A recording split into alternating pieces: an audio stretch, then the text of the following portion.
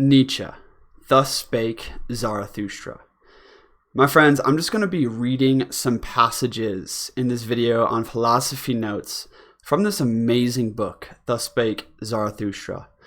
It is, honestly, Nietzsche was a prophet for our times, and this book just clears through the bullshit and really makes us see how societal dogma, religious dogma has been chaining down our minds. Thus Spake Zarathustra, to me, is about the Superman, and really inspiring us, illuminating the Superman within all of us and our capacity to overcome. This text is super poetic, deep, and very it goes into the shadow, it goes into the darkness and the light. And for those higher men and women out there ready to hear this, I hope you enjoy some raw reading of some of the passages from Thus Spake Zarathustra that are so inspiring in these times. One last thing, Nietzsche was a prophet, honestly, a prophet for today's age in the Western world. He really had these dreams, had this vision of this descent of man, really, and this descent into the last man, as he calls it, the one who makes virtue of weakness, right? That is a conformist, is a sheepleton, right? And basically the attempt of them in society to rip down or debase the higher men, like the higher men and women who are strong, valiant, going after their dreams, becoming who they're meant to be. Because when we see someone strong and upright like that, what we want to do is equalize the playing field. We feel resigned, or we feel bad that we resigned to conformity, that we didn't follow our dreams. So therefore we want to equalize this playing field. And Thus Spoke Zarathustra is the inspiration to the Superman. It's the inspiration for the higher men and women out there. So enjoy. This is from chapter 4. I'm just going to start here, and it kind of introduces the Superman.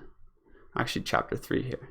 Verily, a polluted stream is man. One must be a sea to receive polluted stream without becoming impure. Lo, I teach you the Superman. He is that sea. In him can your great contempt be submerged. Man is a rope stretched between the animal and the Superman, a rope over an abyss.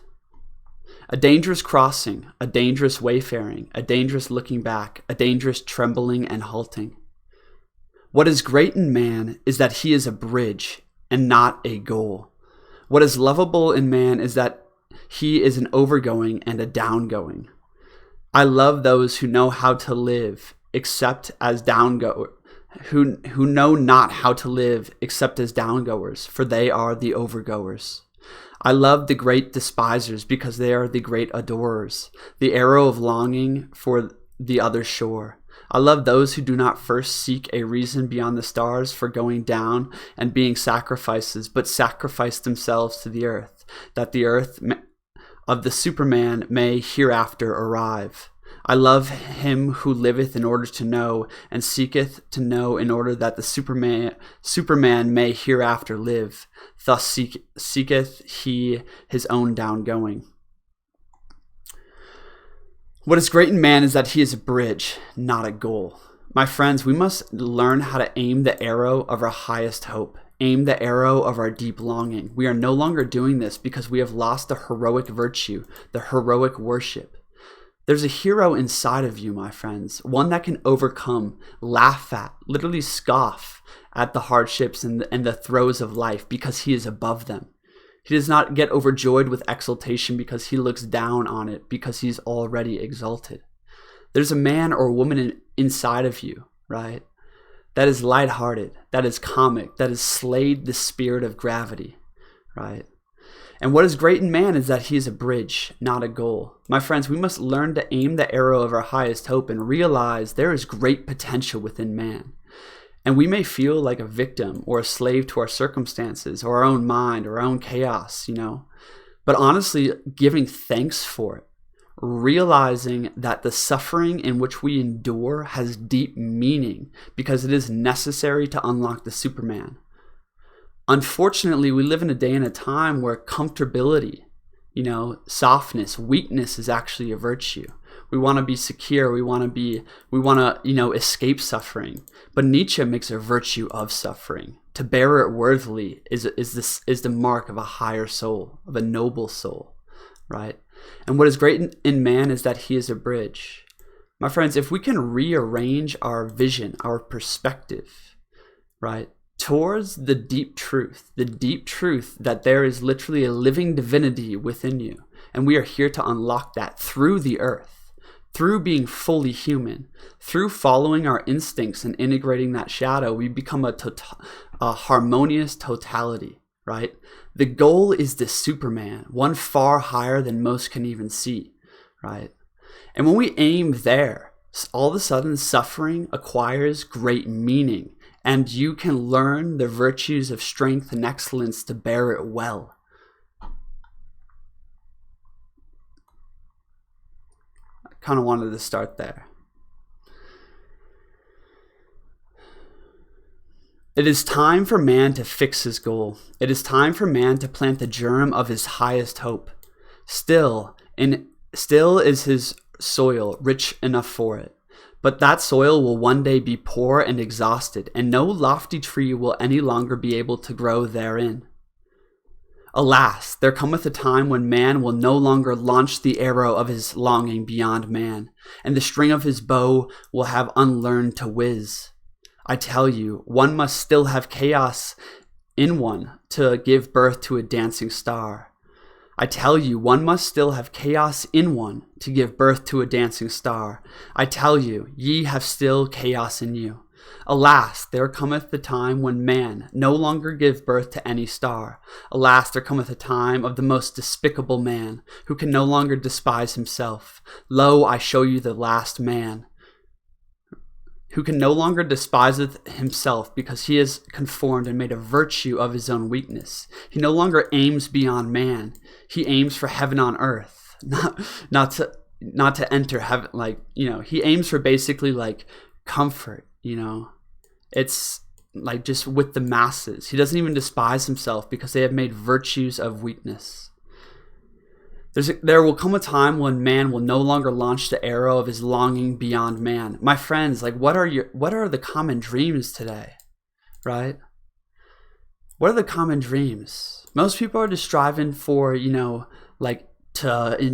make it through. Life's hard, or to be rich, or to be famous, or let's aim our arrow in the right way, my friends. Let's set our sight on the right goal. To aim beyond man. All of a sudden, when you aim that far, right, all the little things that you think are so difficult, you start laughing at. They become a comedy. The tragedy of life you laugh at. Aim the arrow of your highest hope, my friends. It is time for man to fix his goal. Without the goal, you will move nowhere. You'll just be lost in the storm of Maya.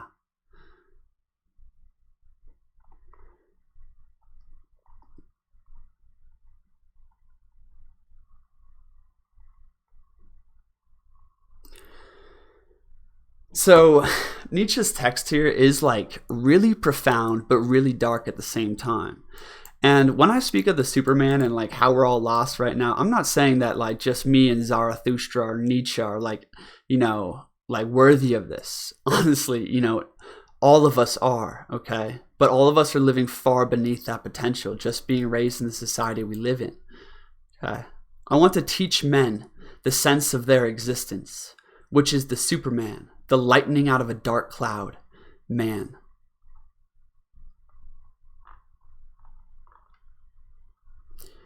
Behold, the believers of all beliefs, whom do they hate most? Him who breaketh up their tables of values, the breaker, the lawbreaker. He, however, is the creator. My friends, honestly, one of the the highest form of spirituality you could practice is living by your true will. Not believing in what you should and should not do, the program belief system. The program belief system, right? Oh, don't do this, this is good, this is bad. All these things chain your spirit. You become a camel, okay?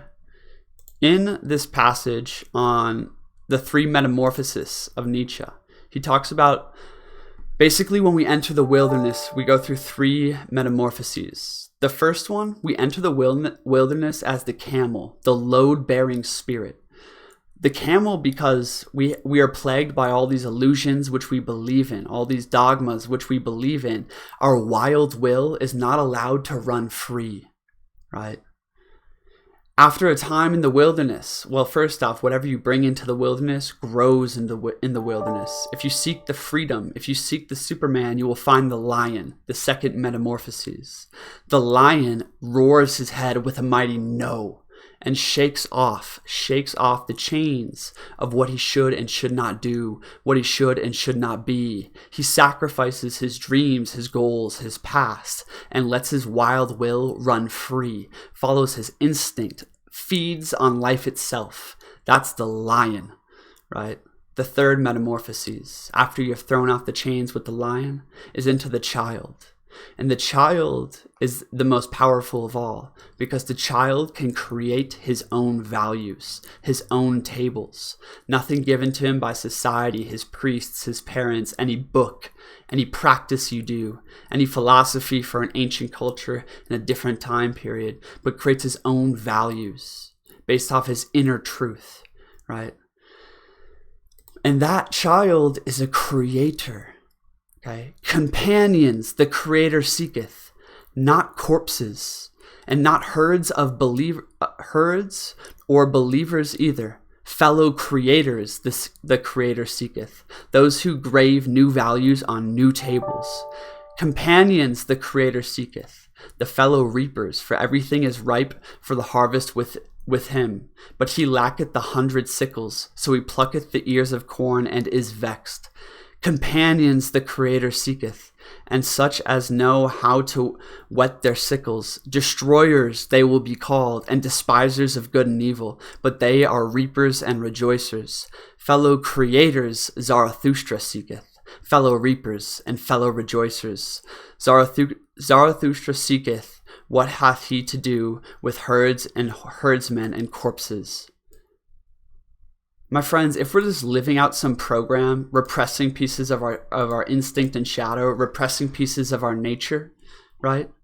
We are not the creators. We are not the individuated one God is seeking. We have to let go of these tables of, oh, this is good, oh, this is bad, and rise up with our wild will and follow it and do things like be in the world, you know? Like, this philosophy just cuts through the bullshit. It goes so deep, and I could talk so much about how this can influence spirituality and is necessary for influencing spirituality in the modern world. I really encourage you to just go read it. Also, if you're watching this far, I'm starting a book club for fellow brothers out there. It's kind of a men's group book club mastermind. We're starting with Zarathustra. If that interests you, shoot me an email. I'm looking for a few companions on this journey. So if you've been following along, you feel kindred, shoot me an email, and we'll get going on that. Link into the email into the description, kb@realityfiles.com. Okay, let's read. I like this one.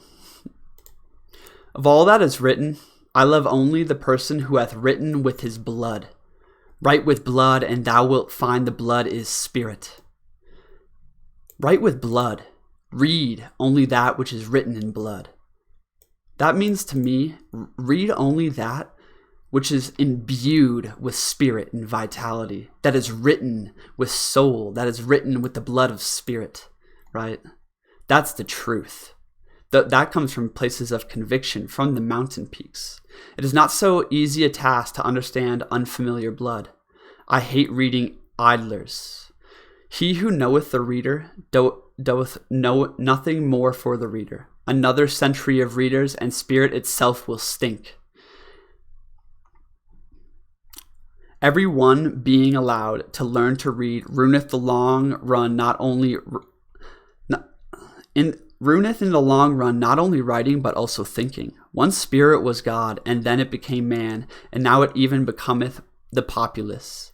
He that hath written in blood, He that writeth in blood and proverbs doth not want to be read, but learnt by heart.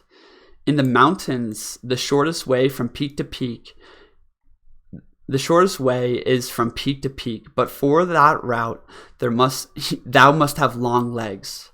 Proverbs should be the peaks, and those spoken to should be big and tall.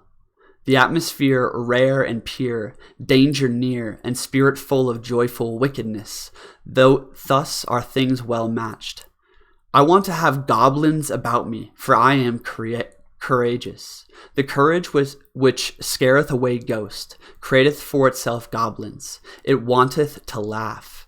I no longer feel in common with you, the very cloud which I see beneath me, the blackness and heaviness at which I laugh at. That is your thundercloud.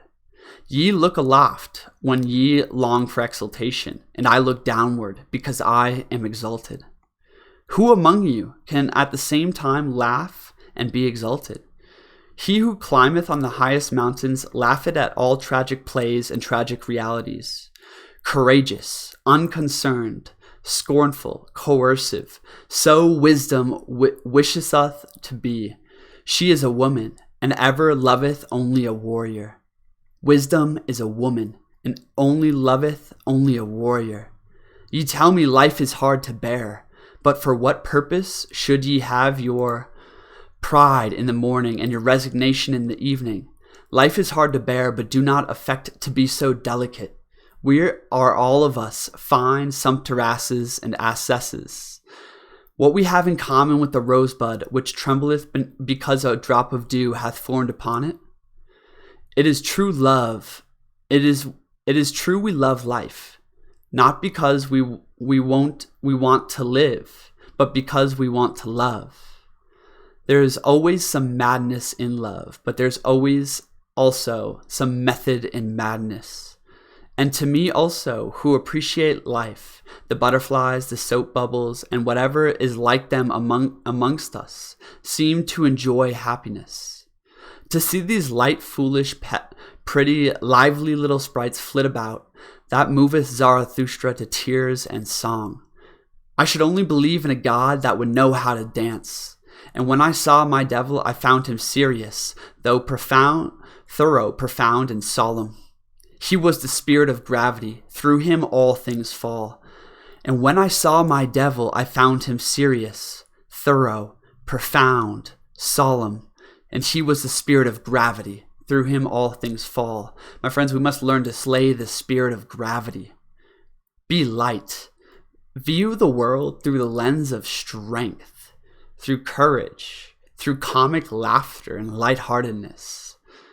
Stop, we take everything so seriously, and we're so stuck up on how it should look or what we should do and how good it should be and all these things, and it makes us serious, right? It makes life look bleak, right? It's like life is such a burden to bear. Nah, change your relationship to it.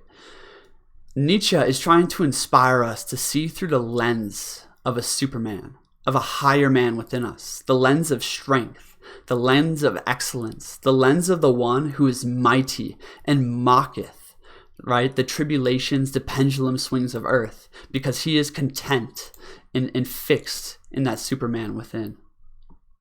Not by wrath, but by laughter do we slay. Come, let us slay the spirit of gravity.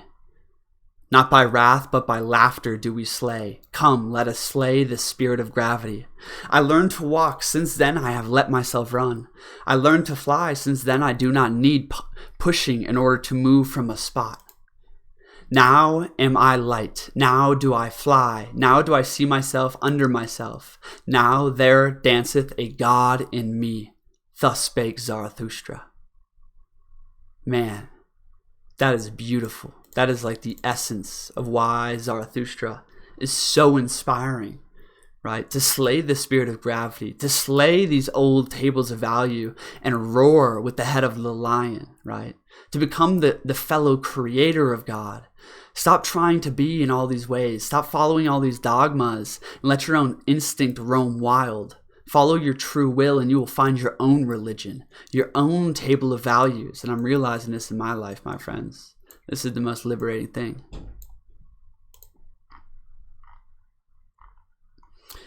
I could read so much more. Let me see if I just have maybe some good notes here.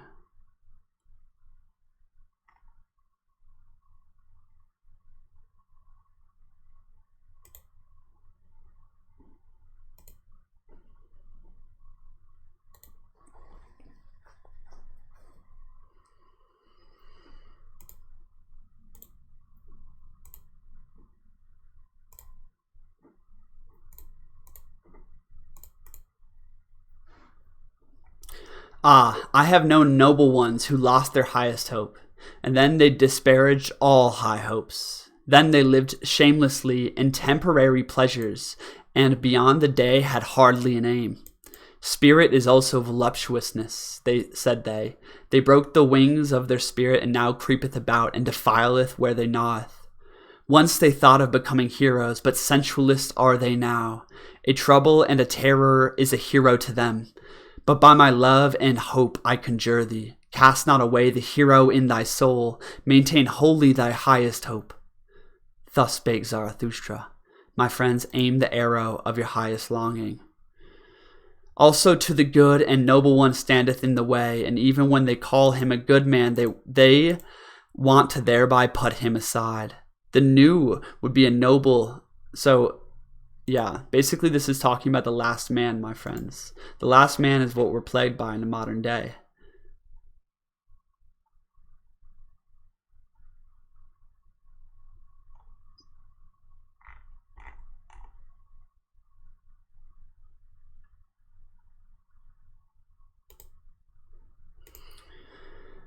This is kind of an introduction into the higher values and the higher man. I should have started here, but means of new and higher values, values which as laws and guides of conduct and opinion are now to rule over mankind. In general, the doctrine of the Superman can only be understood correctly in conjunction with other ideas of authors, right, such as the will to power, order of rank, and the transvaluation of values. Nietzsche assumes that Christianity, as a product of resentment of the botched and weak, has put in ban all that is beautiful, strong, proud, and powerful. In fact, all qualities resulting from strength, and that in consequence, all force which tend to promote or elevate life have been seriously undermined. My friends, like testosterone has decreased like 70% in the past 100 years. Strength, strong men, that stand for what they believe in, right? That have their own convictions, that follow their own way are so rare. We're in an age of sheepleton, an age of conformity, right? And Nietzsche foresaw this. Now, however, a new table of valuations must be placed over mankind, namely that of the strong, mighty, and magnificent man, overflowing with life and elevated to his zenith, the Superman, who is now put before us with overpowering passion as the aim of our life, hope, and will. And just as the old system of valuing, which only extolled the qualities favorable to the weak, the suffering, and the oppressed, has succeeded in producing a weak and suffering modern race, so this new and reverse system of valuing ought to rear a healthy, strong, lively, and courageous type, which would be a glory to life itself. Stated briefly, the leading principle of this new system of valuing would be all that proceeds from power is good, all that springs from weakness is bad. Thus spake Zarathustra, my friends. What an amazing book. Please go read this. I hope you enjoy the passages I share in this video. Thanks for being here, my friends. You can get a free one-on-one session with me if you're so inclined and want to discuss things one-on-one. Link in the description for that. Please hit that like button, share this video, and stay tuned for more in the series of philosophy notes. I'm Christian. Peace.